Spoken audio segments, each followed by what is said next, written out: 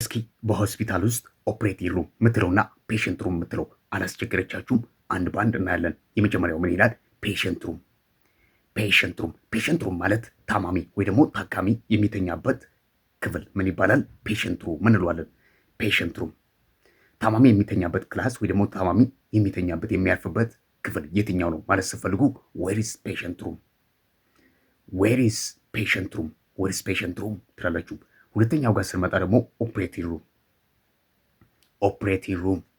ኦፕሬቲንግ ሩም ማለት ኦፕራሲዮን የሚደረግበት ክፍል ነው። ምን ይባላል? ኦፕሬቲንግ ሩም እንላለን።